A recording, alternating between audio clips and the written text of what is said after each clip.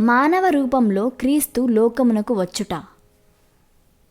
ప్రభువైన యేసు ఇప్పుడు కూడా తరచుగా ఈ లోకమునకు మానవ రూపంలో వచ్చుచున్నాడు. ఆయన మిక్కిలి వినయముగా పేదవాని వలె కనబడుచున్నందున ప్రజలు ఆయనను ఎరుగుటలేదు. ఆయన మానవ రూపంలో వచ్చుటను నేను అనేకసార్లు చూచితిని. ఇంగ్లాండు దేశమందు ఒక దినము నిరుపేద వలె కనబడిన ఒక వ్యక్తి ఆదివార ఆరాధనలో ప్రసంగించుటకు అనుమతి కోరెను. ప్రారంభములో ఆ సంఘ కాపరి అతడు ఒక అన్యుడని తలచి ఆయన మనవి అంగీకరించలేదు. కానీ కొంతసేపు భాషించిన తరువాత అతడు దైవభక్తి కల వ్యక్తి అని గ్రహించి మరుసటి దినము ప్రసంగించుటకు అనుమతి ఇచ్చెను.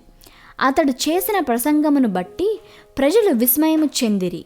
ఆ ప్రసంగికుడు బలముతోనూ అధికారముతోనూ మాట్లాడుట అందరి హృదయమును తాకెను. ఆ ఆరాధన అనంతరము సంఘస్థులు చక్కటి ప్రసంగమును చేసిన అన్యుని కలిసి మాట్లాడుటకు ఆశపడిరి గాని అతడు మాయమైపోవుటను బట్టి విభ్రాంతి చెందిరి. అప్పుడు సంఘ సభ్యులందరూ అతడు ఒక దేవదూత కావచ్చును అని తలంచిరి. అయితే ప్రభువు తానే మానవ రూపంలో వెళ్ళనని నాకు తెలుసు.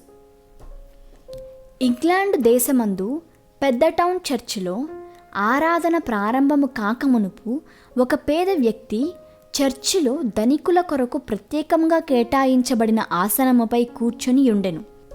సంఘ కాపరి అతడు తెలియక కూర్చొని ఉండుట చూచి వెనుకకు వెళ్ళి కూర్చొనవలసిందిగా పంపివేశను. ఆ పేద వ్యక్తి ఎంతో వినయముగా చివరి స్థానంలోనికి వెళ్ళి కూర్చొని ఉండెను. ఆరాధన అనంతరము అందరూ సంతోషంగా వెళ్ళిరి.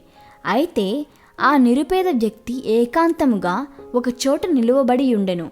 ఎవ్వరూ కూడా అతన్ని పట్టించుకొనలేదు.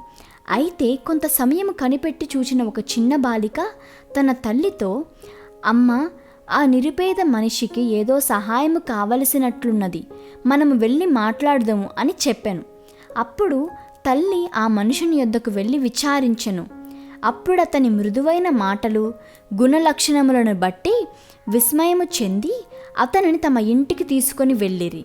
ఇంటికి చేరిన తరువాత అందరూ భోజనం కొరకు కూర్చుని ఉండగా ఆ నిరుపేద వ్యక్తి తన స్థానము నుంచి లేచి చిన్న బాలిక యొద్దకు వెళ్ళి ఆమె శిరస్సుపై తన చేతులను నుంచి ఆశీర్వదించెను. ఆయన అలాగు ఆశీర్వదించుటను అందరూ చూచుండగా మాయమైపోయెను.